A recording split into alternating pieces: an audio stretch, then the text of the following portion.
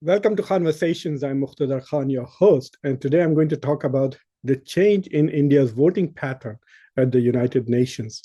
Well, not in the voting pattern, but at least there's a significant change in the way India has voted in the most recent General Assembly resolution calling for an immediate ceasefire in the war on Gaza. When in a similar resolution, the United Nations called for an unconditional ceasefire. The UN voted 120 in favor of that, with 14 countries voting against it, and 45 countries, including India, abstaining from that resolution. You can see from the graphic that I have included here from the webpage of the United Nations. They break down the recorded vote conducted shortly before 4 p.m. on December 26th was basically 121 members. One country, I guess, changed its position, or there was some technological glitch by which there was basically on the recount, it was 121 in favor, 14 against, and 44 abstentions, and India was one of them. Now, this resolution basically was calling for an immediate, durable, and sustained humanitarian truce leading to a cessation of hostilities. It was proposed by Jordan, backed by 45 member states. Canada tried to modify that, but it got only support from 35 other member states. In order to bring an amendment to a UN resolution, you need two-thirds of the membership to support that amendment. So that amendment failed. There was lots of discussions. India explained why it abstained from voting in this particular resolution by saying that even though it does support the two-state solutions and it is concerned by the amount of civilian life that was being lost, it essentially abstained on the principle that Hamas was not criticized, Hamas was not condemned by the UN resolution, and since India is so concerned about fighting terrorism, India wanted to see a condemnation of terrorism and of Hamas in that resolution, and therefore it abstained. It did not vote against the resolution, but it abstained. But abstentions really are like voting against. But on the more recent resolution on the 12th of December, just 2 days ago, this was an emergency resolution invoked by the Secretary General, given the horrendous crisis of civilian life. The member states then immediately resolved to immediate humanitarian ceasefire, and they also called for unconditional release of all hostages, as well as ensuring humanitarian access so aid can be provided. Once again, in this, there was an attempt by the United States to amend this resolution by condemning Hamas, and this resolution does not include a condemnation of Hamas. So this resolution is just a little bit stronger than the resolution that was passed on 26th of October, and now this is 12th of December. But this time, 153 countries voted for it, only 10 voted against it, and only 23 abstained. So there has been a shift of 4 countries shifting from basically against to, I guess, abstain, maybe abstain, perhaps. One of them is the UK. Rishi Sunak got an earful in a parliamentary hearing yesterday for abstaining. Nearly 18,000 civilians have died, and a member of the British Parliament wanted to know where Rishi Sunak's decency was on humanitarian concerns were. Anyway, but India basically voted in favor of this. So India is one of the 153 countries that voted for this resolution. And I remind you that this resolution, also like the previous one that India had voted against, does not include a condemnation of Hamas. So what has changed? What has changed? One of the Indian newspapers was making this argument that, having sensed perhaps the global mood against Israel's relentless pummeling of Gaza, India voted in favor of a UN General Assembly resolution for an immediate humanitarian ceasefire. So one argument that they are trying to advance is that that India basically is sensing the mood of the world and is going with public opinion.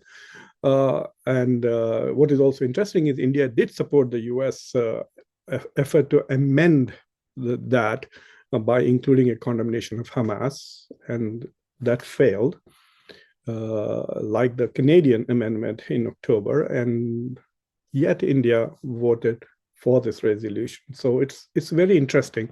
I hope that India it's trying to get, I guess, say that they want to condemn Hamas, but they have changed their position.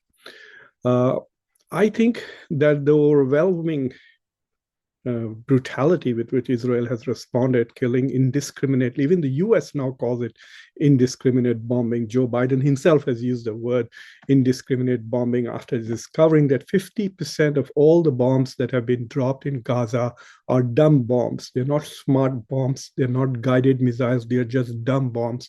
So this claim that we're not targeting civilians does not stand up to scrutiny. So the huge casualty with over 7,000 children dead and the devastation of the entire north and south of Gaza, I guess, has prompted India. That's what I'm hoping, that humanitarian concerns have moved India to change its position on this particular war. The critical question is, has there been a shift in Indian foreign policy because this government takes a lot of pride in saying we vote for our national interest, we vote for our national interest comes first, we are realist, etc. So what has changed? The fact that there are more civilian casualties in this war does not mean that realist considerations that India had employed to explain its national interest have changed. There are far more civilians also being killed. Not far more, but a lot of other civilians have been killed in the war between Russia and Ukraine. India's national interest did not change with the rising casualty figures or the devastation there. So what has changed here? So that is an interesting question. I would like to advance two possible explanations. I mean, I've not had any serious discussions with either Prime Minister Modi or Foreign Minister Jaishankar, so I cannot guess what their rationale. I cannot know what their rationale are, but I can only guess. Number one, India has very close ties to the Middle East and a lot of Muslim countries. There are many Muslim countries even in South Asia, Muslim majority countries like Maldives and Bangladesh. Talking about Maldives, I have a very special interview with Ambassador Ketan Shukla, who was India's High Commissioner in Maldives. Coming up very soon. You will be able to see this today sometime. But anyway, there are Muslim countries in South Asia, and India has great ties, and the mood in most of the Muslim world is very, very angry and upset with what is going on, and they see as a genocidal war completely funded and supported by the United States. And any country that is supporting Israel at this moment is being seen as continuing to support a genocidal war, which has taken such a huge toll. More children have died in this war than any other war in recent history. And so it is quite possible that India has realized that there is no long-term advantage to continuing to support such brutality, such inhuman devastation of life and property that we are witnessing in Gaza. The other possibility is that given that there's a lot of pressure on India coming from the United States because of the so-called attempt to assassinate Khalistanis in the US, and we have seen a plethora of US senior officials, from the director of the CIA to director of national intelligence to the Secretary of State, the National Security Advisor, now the director of FBI, all coming to India and talking about this issue with Indian officials. So there has been a steady pressure on India from the United States, which I think India did not anticipate or didn't expect. And on top of that, we have recently heard news that Joe Biden, who was invited to attend India's Republic Day celebration, has declined the invitation and will not be coming to India on January 26th. As a result of that, the scheduled Quad summit for January 27th was also postponed, not primarily because Biden was not coming, but it seems that suddenly now the Australian Prime Minister and the Japanese Prime Minister are also not available on those dates. I don't know why the Indian government did not know about this when they scheduled the summit for January 27th, and that the Japanese parliament would be in session, as well as that is also an Australia day. So anyway, but I think that it is quite possible that India is pushing back against the US pressure by voting in a different fashion, changing its votes in the UN General Assembly. But that's just a thought. I have no concrete evidence that that is exactly what India has done. So my speculation and my guess is that there are possible two reasons: that India does not want to be seen on the wrong side of history, does not want to be seen as supporting an incredibly cruel genocidal war, which is continuing and will become worse and worse as days pass by. Not only will thousands of Palestinian children and women are dying right now, but they will, because their medical infrastructure has been destroyed, and soon diseases are going to spread. And so there's going to be some very horrible happening in Gaza in the next few months. And I'm glad that the rest of the world sees it as that. And in the end, I think it will be only US and Israel left defending this war. And two or three states whose names you have probably never even heard, Micronesia and Nauru and others like that, who are completely dependent on US financial aid to survive, they will continue to vote with the US. That's why you see only 10 votes against this particular resolution. And